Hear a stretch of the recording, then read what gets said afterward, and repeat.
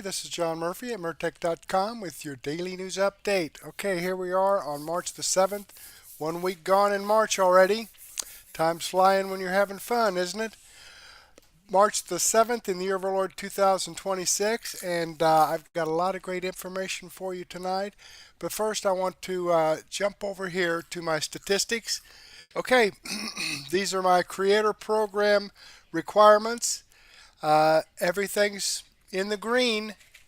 Hours streamed from Rumble. This is the 7th. They require me 30 hours. I've got 90.2 hours. 3 times what's required of me for the month in 1 week.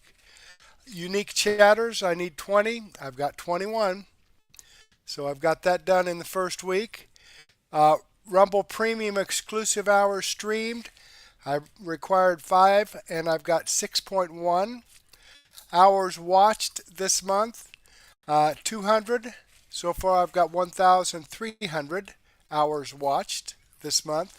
And total unique raids this month, 5. I've got 24. So I've met my requirements, and the reason that I actually wanted to go over that first thing is because let's come over here to Murtech on Rumble. And this is the video we're watching right now, episode 1852. Let me jump into that and pause this. This is the video. Let me close out the live chat, and I'm going to slide down here. I've got some shout outs to give. Folks, I've had 30 people follow me today. Right here it is. Right here it is. 30 people following me today. Look at that. Isn't that amazing? I told you that when I meet those requirements, Rumble is going to push my information out so more people can actually hear the truth. So thank you very much for everything you've done. The hours watched, chatting on my videos, on my live streams. That's really great stuff. Let me go ahead and give this a thumbs up. Okay, I had to make 2 comments because I'm only allowed 2,000 characters in a comment. And this right here, these people that have followed me, it took up like 1,700. But, okay, Conservancy commented on my daily news wrap-up from last night.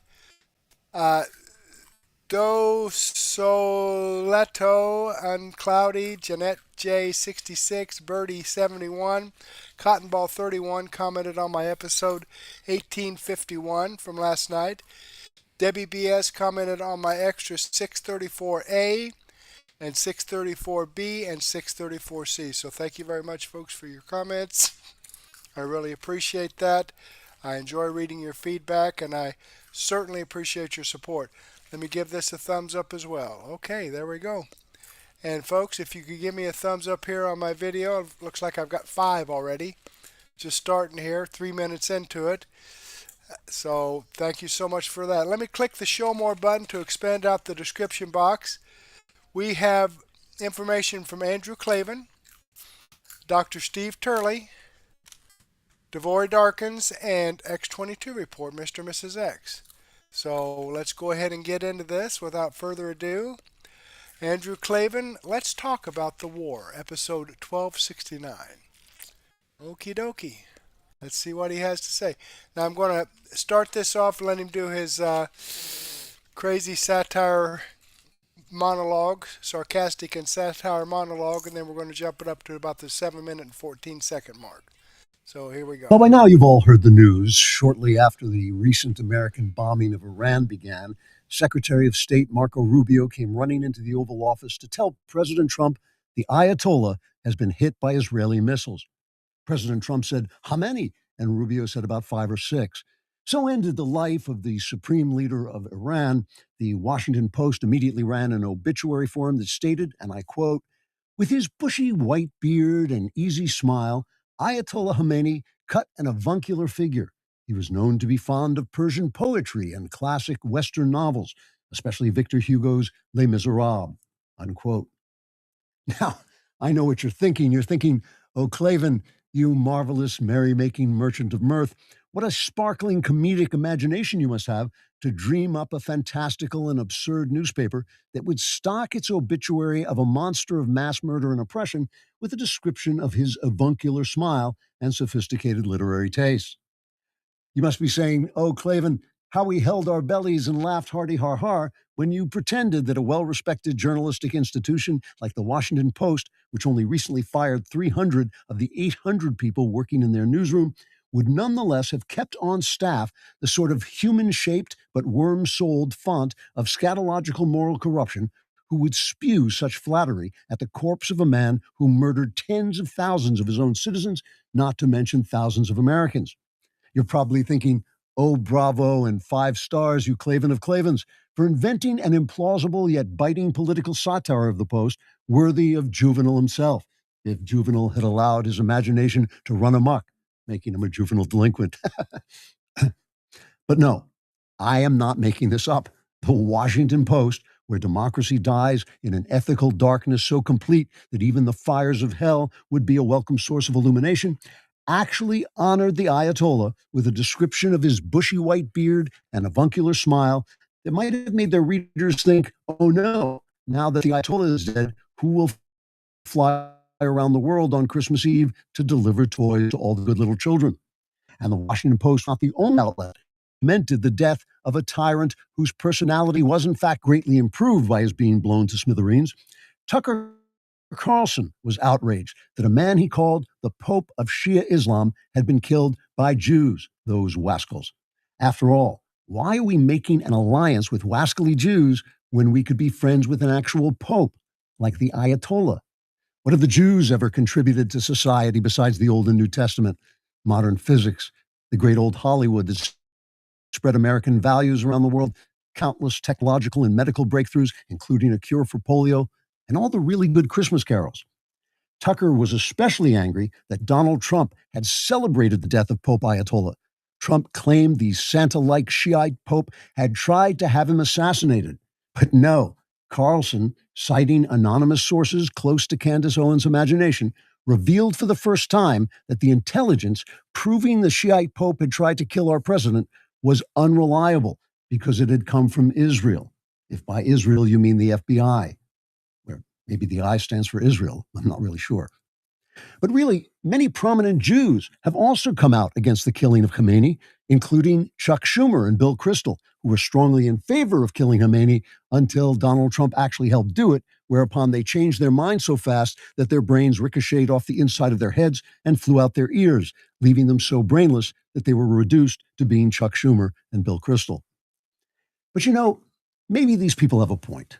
As good Christians, we should restrain our celebratory guffaws at the admittedly hilarious image of the Ayatollah being particleized by his Israeli enemies, and only emit those occasional snorts or snickers that we find impossible to suppress as we wag our fingers at the Israeli Air Force and sternly say to them, "Booyah, you friends of humankind." Trigger warning, I'm Andrew Klavan, and this is The Andrew Klavan Show. Wow. Thank goodness he got that cleared up for us because I was all confused about that. Okay, 7 minutes and 14 seconds. Here we go. So I do know if they were thinking of me at all. All right, let's get to today's episode. Let's talk about the war. Did you know the United States has historically defined encryption as I mention that I just now heard that Kristi Noem is out as DHS Secretary and will be replaced by Oklahoma Senator Mark Wayne Mullen. I think, unfortunately, Kristi earned that, but we're not going to talk about it today because I'm just finding out about it right now. I want to talk about the war, which has been obviously going on in Iran, and I feel like every time something like this happens, some big event, everybody rushes to their teams. They go on their teams and they adopt the opinion that team has in support of the team instead of thinking out where exactly they want to stand. It's kind of funny to watch the people who are both isolationists but Trump supporters. What do we do? Do we stick with our America First isolationism, or do we join Team Trump? But to me, it's like this. It's just not a good way to think. It's just people start using these stock phrases like war of choice and imminent threat or forever war. And you think, well, what does all that mean? Does it apply? And, what exactly is going on? And meanwhile, the media, of course, is spewing out all these anti-Trump distortions and downright lies, as far as I'm concerned. And then on the other hand, you have these guys online, these idiots on X, who are saying, well, the media is lying to you, but I'll tell you the truth. And you think, well, just because the media is lying, you're right about that. That doesn't mean that you're telling the truth. You could still be lying. The same thing is true of people who say, like the Jews don't want me to say this, or the Democrats will cancel me, or even the MAGA people don't like to hear this. But that all that may be true, and I'm against canceling. But just because someone's canceling you doesn't mean you're not a lying sack of crap. It's like it's not. I think it was G.K. Chesterton said something like, "Reformers are usually right about what's wrong, but wrong about what's right." And so I think that just because you're being attacked doesn't mean you're not an idiot. So what I want to talk about is not what your opinion should be, is your opinion, you'll form your opinion yourself, but how to think about this in this crisis of information with all these things coming in that we can't vet, that from people we've learned to distrust, and from voices that are coming from the outside that are parading their honesty without any kind of credentials whatsoever. And I'll tell you where I stand so you can discount any bias I have and make up your own minds. But let's start with the subject of war, because I think war is something that Americans deal with now extraordinarily badly. And war is bad.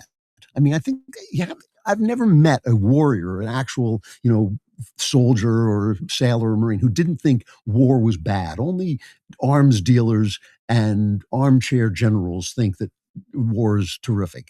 People understand, all you have to do is think about what's good. What is good in life, as they ask Conan the Barbarian? And no, it's not chasing your enemies before you. It's like making love to your spouse. It's raising your children, starting a business that helps people and serves people, and it gives you an honest living, and inventing things and making works of art that delight people. All of those things are good. Sending the best people in your country to kill and be killed is bad. You don't want that to happen. And it's, as you get older and older, you start to see it's just a terrible waste of these wonderful, wonderful people. But we all know, when we stop and think about it, that even war, as bad as it is sometimes better than the alternative, right? You can't make love to your spouse and raise your kids and build your business and do all the things that we do in a happy, peaceful life without somebody ready to fight a war, because that's the world we live in. We live in a world of bad people where they come and kill you and take everything you have and rape your women and kill your men and do all of those things, and we have to be defended against that. It's the same. The world is just the same as it ever was. Don't let technology fool you. We're all still savages, and we're all still willing to do the things that we've been doing throughout human history. And anyone who says that you're a chicken hawk because you never served, and I never served, I regret never having served, actually, but you know who says that gives you no right to support a war is talking nonsense. I mean, you should just be more grateful to the people who serve than other people, because you didn't serve, and you should be grateful to them for making it possible for you to do, hopefully, the productive, creative, and interesting things you do that a country is here for. A country is not here to fight wars. You fight wars to preserve the country so it can do all the things that people do. So one of the most offensive things I'm seeing from the Democrats, who, of course, immediately are against the war because Trump is for it, and this is what I mean. Well, how do we know? They might accidentally be right, even a stop clock. So one of the most offensive things I'm seeing is Democrats in Congress are standing up and denouncing Donald Trump in their usual thunderous tones, and they have a poster of him up behind him, uh, and quoting him accurately, that says, "There will likely be more deaths before it ends. That's the way it is," as if that were somehow a bad thing, to tell the truth. He's treating Americans like grown-ups and telling them the truth. That is cruel and unkind to Democrats who live off childish lies that make them feel virtuous. But free people need to be grown up, and they need to face the truth. And if you're going to make decisions that you vote on, you should know that when you start a war, young, good people are going to get killed, your people.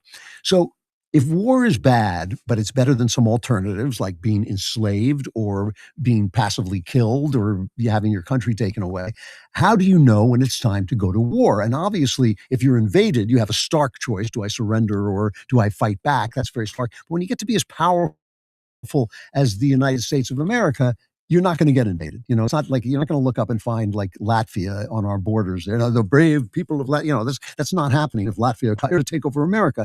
So you're going to have to make a judgment call. Is something that another country is doing worth having a bad thing, war, because the alternative would be worse? And that means you're going to have to make an educated guess before anything really bad happens. You're going to have to make a guess and depend on the judgment. Your leaders are going to have to make a judgment call. You are going to have to depend on the judgment of your leaders. They're going to have a sense of where things are going.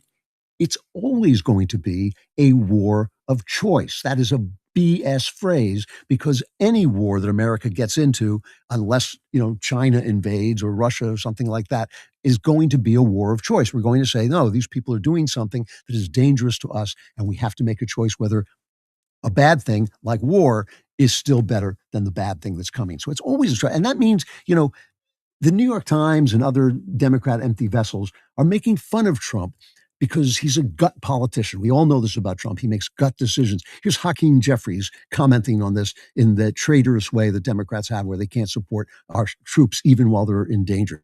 Here's cut one. Donald Trump said, "I had a feeling Iran would attack," as some sort of rationale for going to war. Donald Trump had a feeling that Iran would attack. The United States government has initiated a war, put American lives at risk. 6 patriots have already been killed. Thousands of American citizens are stranded in the Middle East, and he's plunged the entire Middle East into a war and chaos over a feeling. So the reason that's garbage is because Trump is the man in the arena. He has to make a judgment call. It's not going to be us. It's not going to be Congress, even though they had some vote trying to rescind the War Powers Act, which does give Trump the right to do what he's doing for 60 days. And Trump is what you might call a right brain thinker. That's the modern way of thinking. It means he's a guy who absorbs the atmosphere and then makes his choice. And his gut has been really good. I mean, he's a good right brain thinker. Another right brain thinker is yours truly, your humble host. And you can see that sometimes when Ben and I get into an argument or a debate. You can see he's a left brain thinker. He thinks in this very, here are what I think, here are the facts, and they all work out, and it calculates like this. And sometimes in our arguments, when I turn out to be right, I think it appears to him like magic has happened. Like how did this idiot come up with something that was more true than the polls that I've read and the information that I've got? It's a different way of thinking. It's an artistic way of thinking, and it is the way that Trump thinks. But he is very good at it, and he has made some very good judgment calls. So what has happened here? Let's just go through this. Iran is a malevolent power. They are a imperialist, oppressive Islamist state. Now, Barack Obama, some of you probably don't even remember this, back in 2008, the reason he won the presidency was because after 9/11, George W. Bush invaded both Afghanistan and Iraq, and it was basically trying to transform the Middle East into a more democratic place. And he got mired in something that we just weren't prepared or had the will to do. The wars went on until people lost interest and were wanted out. And Barack Obama was running for president against Hillary Clinton in the primaries, and Hillary Clinton had voted to give Bush the power to wage war, and then regretted it later because then the people started to turn against the war. And of course, the Democrats just run for the hills the minute it's not a popular war. And so Barack Obama had been against the war from the beginning, and that was one of the most powerful things he did. And then when he won the election, he started to do everything the opposite that Bush had done. That was his calling card. He said, Bush is fighting this war in Iraq, but he should have stuck. He should have had a surge. Bush surged in Iraq, and it really was a brave thing to do, and it transformed the war and won it until the Democrats lost it. But, Barack Obama said, no, we should surge in Afghanistan and get out of Iraq, which was exactly wrong, too, because we shouldn't have been in Afghanistan to begin with. Anyway, the point was, he was doing the opposite. And one of the opposite things he did was he said, we're now going to go into the Middle East and transform our policy. Israel is not our friend. Iran is going to be our friend. And he made this stupid, insane deal with Iran, where if they would just pretend they weren't building nuclear weapons, which they were, he'd give them all this money that had been frozen in sanctions, and that was going to transform them into a good citizen of the world. Here's Obama explaining this back in the day. Cut 2. It is true that if Iran lives up to its commitments, it will gain access to roughly $56 billion of its own money. But the notion that this will be a game changer, with all this money funneled into Iran's pernicious activities, misses the reality of Iran's current situation. Iran's leaders have raised the expectations of their people that sanctions relief will improve their lives. Even a repressive regime like Iran's cannot completely ignore those expectations. And that's why our best analysts expect the bulk of this revenue to go into spending that improves the economy and benefits the lives of the Iranian people. Hank, wrong. It's totally wrong because he doesn't understand who the Iranians are. So he made them extraordinarily powerful. He built them up. Everybody was afraid of them.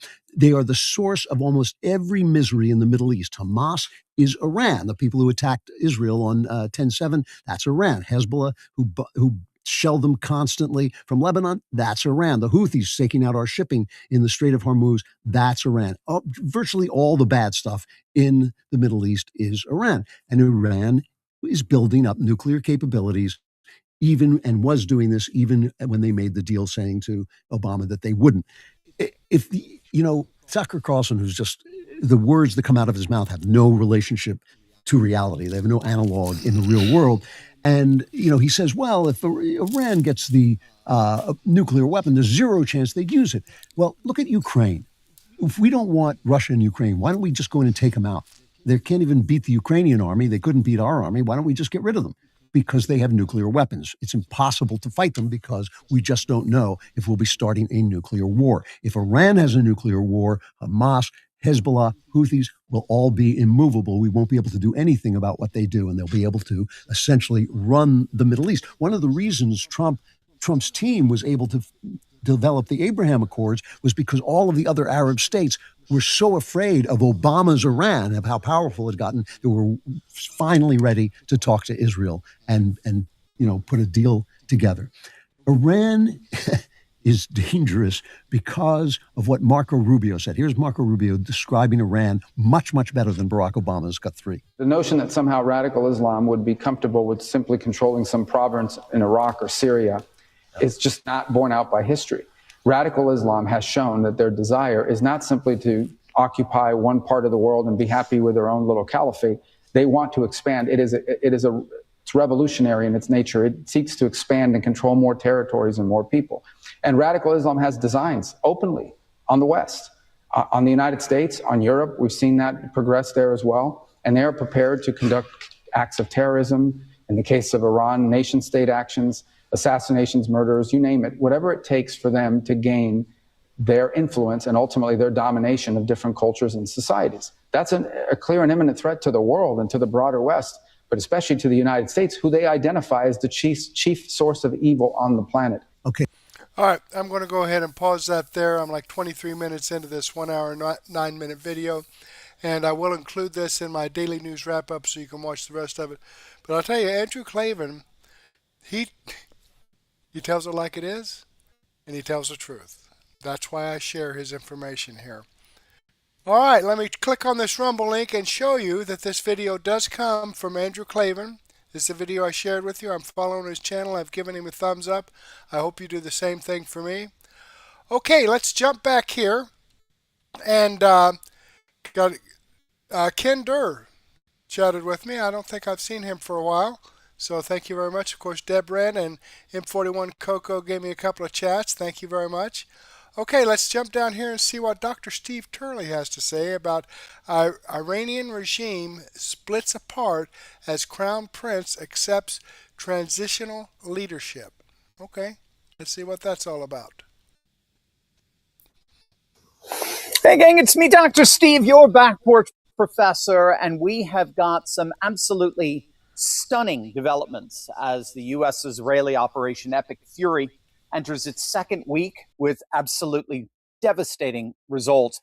First, if you haven't already done so, make sure to watch my live stream from yesterday where I lay out in detail, step by step, Trump's grand strategy behind this war. So if you want to know exactly why Trump is waging this war against Iran and how it fits into a stunning civilizational geopolitics, then you'll definitely want to check out our live stream from yesterday. But since then, we've had some extraordinarily telling developments. The first major development is that the Iranian president, Masoud Pezeshkian, just appeared on state television and issued an astonishing public apology to neighboring Gulf states for the Iranian attacks this past week. And he promised that there will be no more attacks made on any neighboring countries unless Iran is struck from their territory. And as part of his apology, he attributed the strikes on Gulf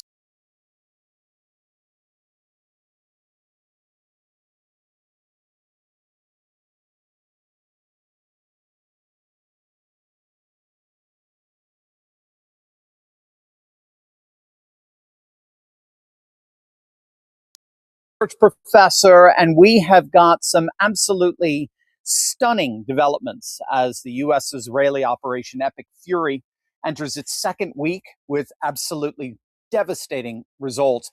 First, if you haven't already done so, make sure to watch my live stream from yesterday, where I lay out in detail, step by step, Trump's grand strategy behind this war. So if you want to know exactly why Trump is waging this war against Iran and how it fits into a stunning civilizational geopolitics, then you'll definitely want to check out our live stream from yesterday. But since then, we've had some extraordinarily telling developments. The first major development is that the Iranian president Masoud Pezeshkian, just appeared on state television and issued an astonishing public apology to neighboring Gulf states for the Iranian attacks this past week. And he promised that there will be no more attacks made on any neighboring countries unless Iran is struck from their territory. And as part of his apology, he attributed the strikes on Gulf states to what he called miscommunication within the ranks. And that claim of miscommunication could not possibly have been more ironic, because as that pre-recorded apology was being aired, Iranian missiles and drones were still at that very moment actively striking Bahrain, Saudi Arabia, and the UAE.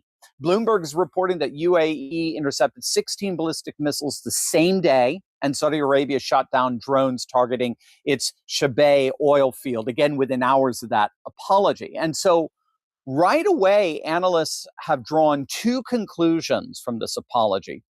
First and foremost, that contradiction is not a glitch. It exposes a profound fracture in Iran's command structure created by the killing of the Supreme Leader Khamenei on February 28th.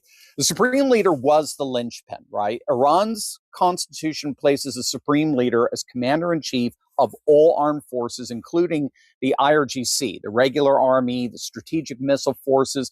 So the IRGC, the Islamic Revolutionary Guard, they control Iran's missile arsenal. They run regional operations. They answered only to Khamenei, not to the elected president. Remember, the Iranian president is elected and serves terms, whereas the supreme leader is like their monarch in a sense. He's permanent. And he was the sole authority that the IRGC reported to. That's why taking out Khamenei and all of his replacements, right, his very temporary replacements who've since been assassinated, was so vital to this mission, because it effectively disrupted Iran's military chain of command. So what we're seeing here with that apology and the strikes on while the apology is being made is a very clear split in the leadership. You've got a president sounding conciliatory, whereas the IRGC is operating autonomously and independently. Their general commander, Ahmed Vahidi, he's basically the de facto leader. He's continuing the aggression on his own, as it were, all the while the elected president is offering apologies. So this isn't just bureaucratic confusion. It reveals two competing survival strategies inside the Iranian regime. So you've got the Pezeshkian faction, the president's faction. They're clearly pragmatists. They're recognizing that attacking neutral Gulf states is a catastrophic miscalculation that turns potential mediators into enemies. So his apology is an attempt to sort of peel off regional opposition, create diplomatic space. And then on the other side, you got the IRGC hardliners who view continued escalation, including strikes on Arab Gulf states, as an existential survival strategy. And their logic is to impose such high costs on Washington, Gulf capitals, and the global economy so as to pressure for a ceasefire before the regime collapses. So basically, one side is trying to find an off-ramp, whereas the other side is trying to hold out and wait out and wear down the coalition's will to continue this war. They know they've got 4 weeks, right? They know Western populations will support and tolerate this operation only for a limited time, and they're hoping to be able to squeeze that patience by making this operation as painful as possible on the Allied powers. So that's the first conclusion, that we're seeing a very clear split in the Iranian leadership. Now, beyond that leadership split, there's a second, arguably more consequential interpretation of Pezeshkian's apology. Bottom line, it's not so much as an apology as an admission. It's an admission that Iran is running out of weapons. Bottom line, right? The promise that, we're not going to strike you anymore with any more missiles, no more drone strikes, right? Drone strikes and so forth.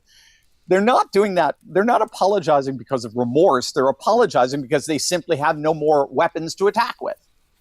The data on Iran's declining strike capacity is very stark. Tehran's missile salvos have dropped roughly 86%, and their drone attacks have dropped 73%. Iran went from launching approximately 350 missiles on the first day of the war in the opening phase to now barely 8. Right. I mean, and falling. The bottleneck is launchers. It's not even the missiles per se. Analysts found that U.S. and Israeli forces have destroyed approximately 75% of Iran's TEL force. That's TEL, so that's their transporter, erector, launcher capabilities. Without launchers, missiles simply sit in storage. They're functionally useless, like a bullet without a chamber. So thanks to our dominance in astropolitics, like we talked about yesterday, we have such satellite sophistication that each time Iran fires what remains of their TEL force, it exposes its surviving launchers to detection and destruction, accelerating the depletion spiral. Again, it's a classic doom loop. And the reopening of the Dubai International Airport today, the busiest airport in the region, is a very clear signal that Iran's weapons capacities have been largely exhausted and depleted. The airport was shut down after Iran pummeled the UAE with its missiles and drones. But now, clearly, the threat assessment indicates that Iran's capacity to do any more damage like that has been more or less eliminated. Now, for his part, President Trump responded to that apology by scoffing at it and calling Iran the loser of the Middle East, right? He is a New Yorker after all. And so he wrote on Truth Social that Iran is just being beat to hell and that they're basically surrendering to their Middle East neighbors. They're waving the white flag. But he promised the beating was only going to intensify and that there will be no mercy until there is total and unconditional surrender. And he said, quote, "Today, Iran will be hit very hard, and they are putting new targets previously off limits areas and groups under serious consideration for complete destruction and annihilation." Again, those are Trump's words. Okay, I'm going to go ahead and pause this there. And folks, I'm not sure what's going on with Rumble here. I mean, I'm looking at my console here and it says the live stream's running. I'm 33 minutes and 28 seconds into it right now. I can see the chats. I don't know if you were able to see the video that I shared here from Dr. Steve Turley, but I'm going to move on from here. This is the video from Dr. Steve Turley. I'm subscribed to his channel on YouTube. I've given him a thumbs up. I hope you do the same thing for me. All right, let's jump back here and let's see what we say. Not showing as live and stopped at 23. Okay, 23 minutes. Interesting. Okay. All right. Well, I'm not sure what the cause of that is. I might go ahead and end this and then start off with my daily news wrap up. That's what we're going to do. Okay, so thank you very much, folks. I'll be back here with you in about 5 minutes.